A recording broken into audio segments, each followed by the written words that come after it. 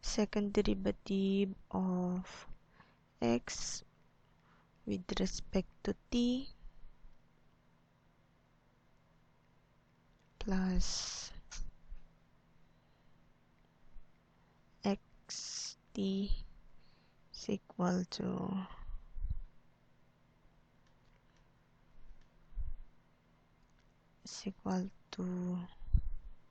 t squared. Okay, so we have this equation. Let us determine if the given differential equation is linear or nonlinear. So first we need to determine the independent variable here. So the dependent variable here is the variable. A variable is called dependent if a derivative of that variable occur. So the derivative of the variable x occur. That's why our dependent variable here is x, in terms of x. Okay, and for the linearity, we must examine the variable x. If all our x is in linear form, then our equation is considered linear. Okay, let's examine first this. So we have the second derivative of x, and this form here is linear, while the second x plus t, so our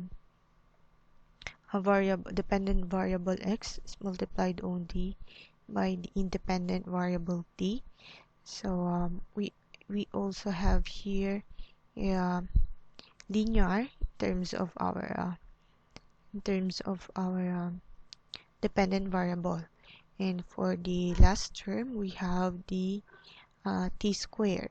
Okay, so since we don't have the dependent variable here, then we may not consider this.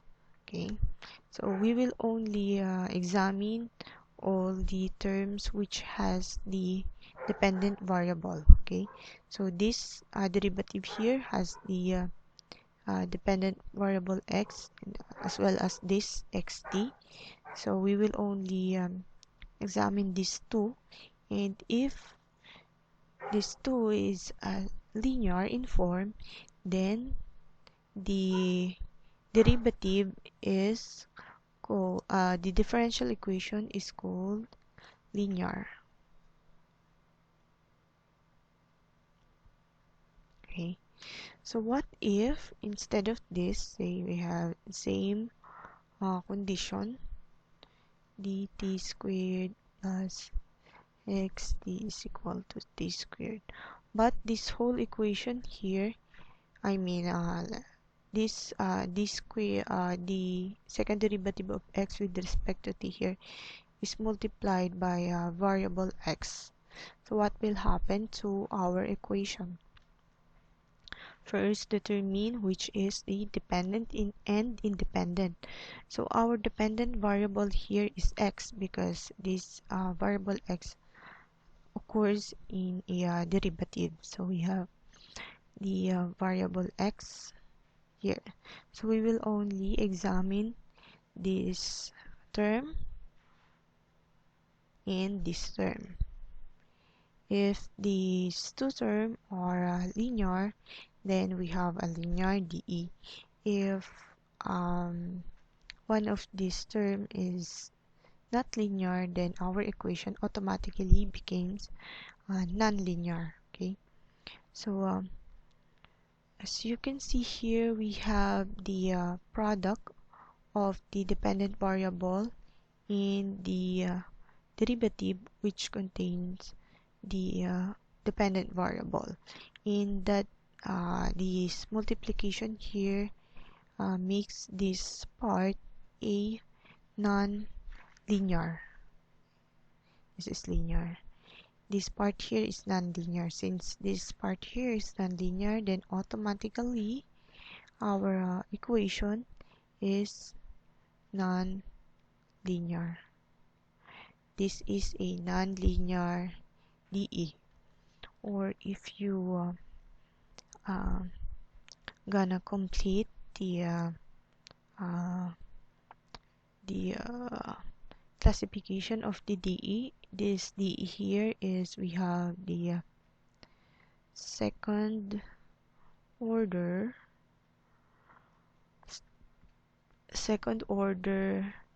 non-linear ordinary differential equation. Okay, more samples. Say say we have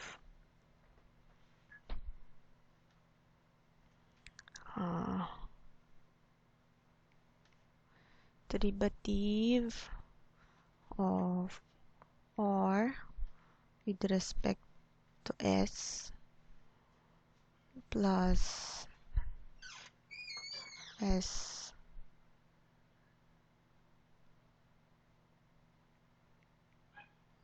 sine of R is equal to pi. Okay.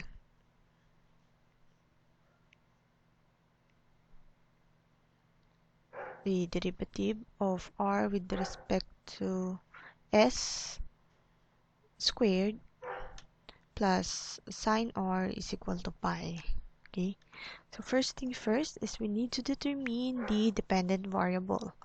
So the variable R occur with its derivative, so this must be the dependent variable. Once again, we need to examine each term with variable R. So first, let's examine this part. So we have the second derivative of R with respect to S, but it is raised to 2. That's why this form here is non-linear. And while this form here is in terms of sine of R, which is also a non-linear.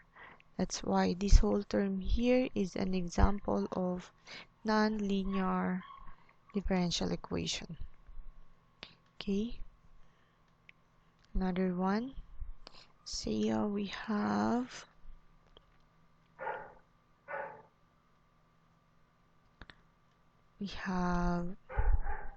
y double prime plus 2y prime minus y is equal to 0. Okay. So we have our DE is in terms of prime notation. So as you can see here, we can easily see the dependent variable, which is in terms of y. Okay, but on this type of notation, the prime and double prime as the derivative cannot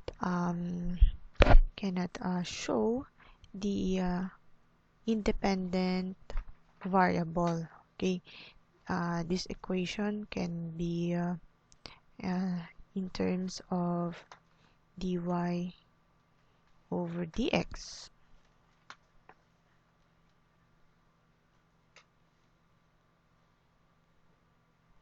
Or this can also be also equal to the second derivative of y with respect to t.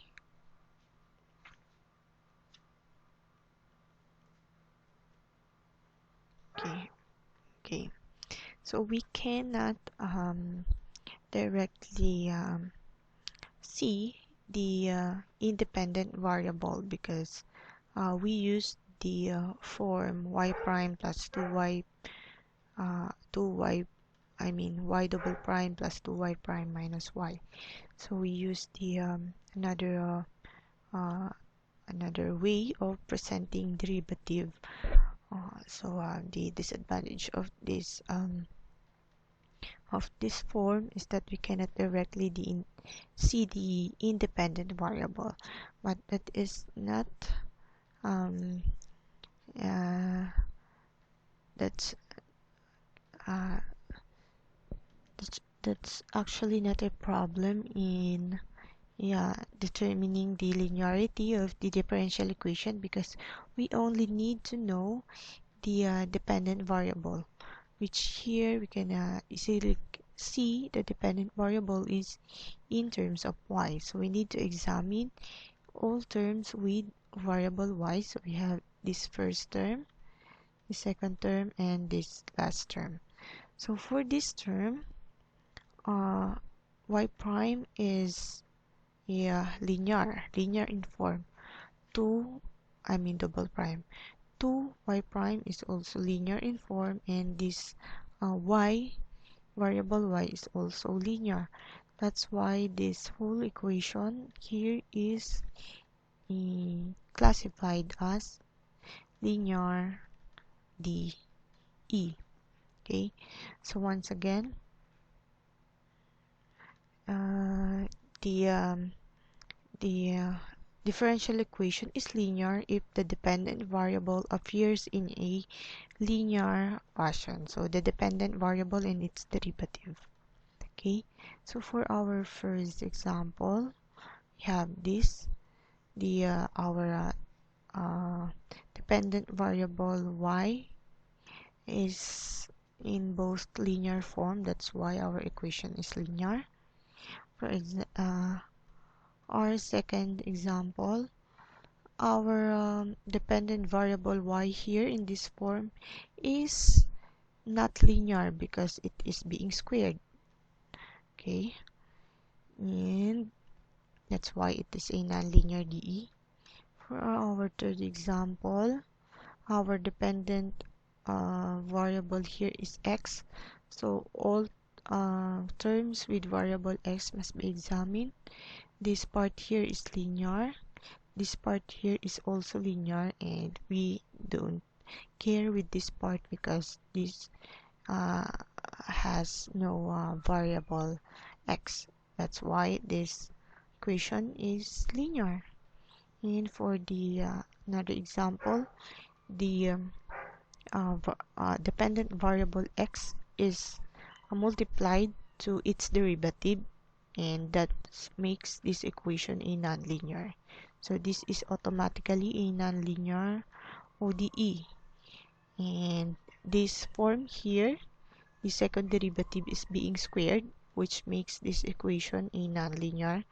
And also this term here is nonlinear because sine of r is a example of nonlinear form of variable r. That's why this DE is a nonlinear. And but for this y double prime plus 2y prime minus y, both dependent variable y here is in form of linear. That's why this equation is called linear DE.